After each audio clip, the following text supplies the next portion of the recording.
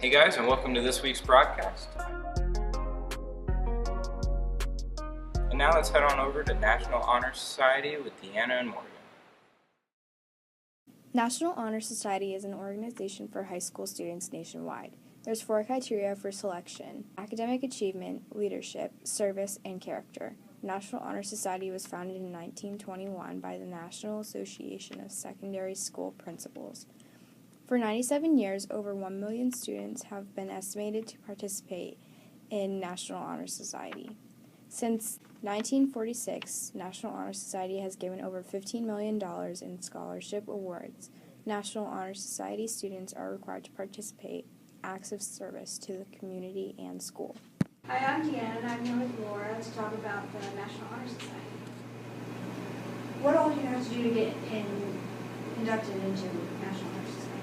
Well, it's a process of being recognized by one of your teachers, having a grade point average above a 95 or equal to, and just in general having like a good reputation to be a part of a little bit of a prestigious society. How do you get selected for National Honor Society?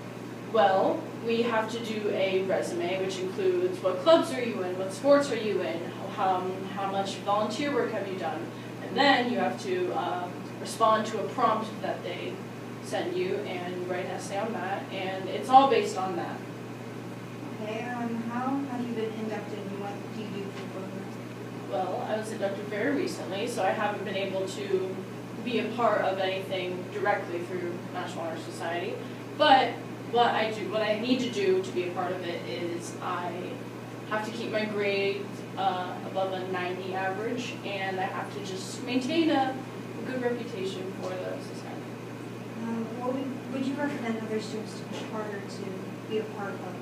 If you think it's something you can accomplish and something you want to be a part of, then definitely you should look into it. Thank you. Yeah, no problem. And now it's time for NBA playoffs with Hey Bill. guys, what's up? It's Dylan. I'm back with some NBA playoff coverage. So what we have going on last night with the games? Last night we had Golden State seeded 2nd versus New Orleans seeded 6th. They played in Game 4, and the outcome was 118-92. Golden State taking that. That series is 3-1 right now. Golden State leading it, obviously. With Golden State taking charge here, they got Steph Curry back this round. It seems like it's going to be a no-brainer. They'll put up a good fight probably with Houston in the next round. Last night also Houston did play against Utah. Houston seeded 1st and Utah seeded 5th. The score was 100-87 and Houston won, and they lead that series 3-1. My prediction for the Western Conference Finals would have to be obviously Houston and Golden State.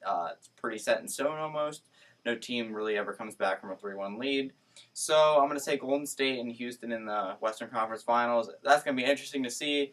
You have, Curry and Thompson and Durant and Green on one side, and on the other side you have Harden, Chris Paul, and everybody else that they have over there in Houston. That'll be interesting to see. The games we have tonight, we have Cleveland, who's seeded 4th. They're playing Toronto, who's seeded 1st. But Cleveland's leading that one, obviously, right now 3-0.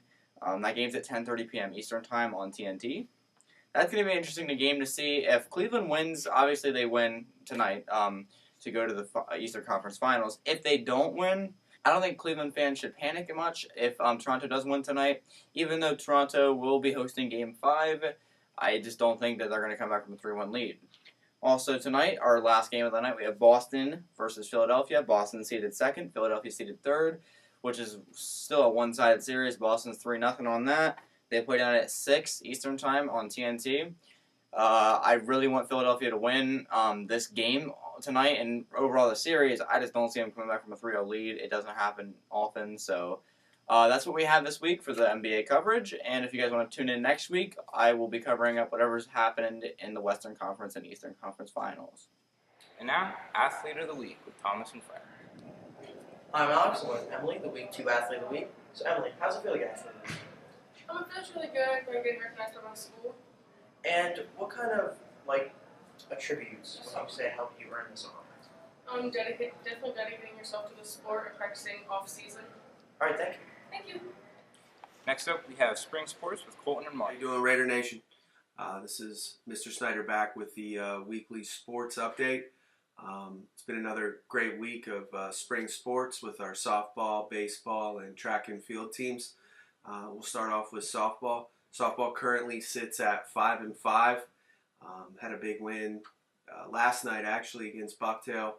Was up 6-0. Bucktail came back, made a great effort to try and regain the lead, and we held on and defeated the Bucks 7-6 to pick up our 5th win here. The girls will play again next Monday. I think over the course of the next 2 weeks, they play about 8 games. So it's a real important stretch as we head towards the playoffs, and we get that one last final push in. So good luck to the Lady Raiders as they head down the home stretch. Baseball had another fantastic win last night. Beat CMVT. They picked off CMVT last night 14-4 in 5 innings. And that was a turnaround from the first game of the year when we lost to CMVT on their home field. So big improvements. The baseball team currently sits at 8-4. They're heading up to Bucktail tonight to take on that team, and we defeated them the first time, so we look for a repeat performance here tonight. So good luck to the boys, and I want to point out the improvement that both our teams have made, because the girls softball team lost to Sullivan County the first game of the year 10-2, and as I said, the baseball team lost to CMVT their first game of the year. I believe it was 8-3, and both of those teams avenged their losses, with the girls giving Sullivan their only loss in the league as they sit atop the District 4 standings as well. So Sullivan was undefeated in the league. We picked them off last week. We beat them 14-10. And as I stated, the boys avenged their loss to CMVT. So just tremendous improvement. Great job by both teams, and we're excited about the final 2 weeks. On the track. Track is steadily showing improvement as well. Their times have been slowly decreasing, and that's what it's really about. We've defeated Meadowbrook. That's our only win on the boys and girls side this year. They have a very tough schedule.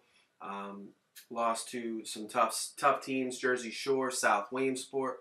We're taking on some real difficult teams. So we went up to Wellsboro this past week as well and lost to them. But the great thing is you really get a chance to see your improvement personally, and a lot of the boys and girls have been doing that and just showing a lot of improvement. So nice job to those teams as well, as they're going to head to Mount Carmel tomorrow, and they get ready for that district competition coming up in 2 weeks. So good luck to everyone involved in the track and the coaches.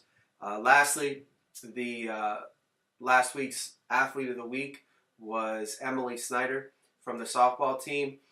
Emily is on the mound every game with the varsity. She's extremely consistent, and she has just done a tremendous job this year pitching. I think she's probably averaging about 8 or 9 strikeouts per game, which is fantastic. So congratulations to Emily. And the last thing I want to talk about, real exciting, the MAC project is on their way. Ground has been broken. The foundation is being laid next week, so we're really excited about that project, and I hope that the student body and the community are as excited as I am. That finished product is going to be fantastic for everybody, not just the student athletes, but the community of Montgomery, and we're really excited about the things that we're going to be able to offer with our new addition out there to the athletic complex. So until next week, good luck to everybody, and have a good... You guys, well, that brings us to the end of our broadcast, and I hope you all enjoyed it, and be sure to tune in next week to find out what's going on next.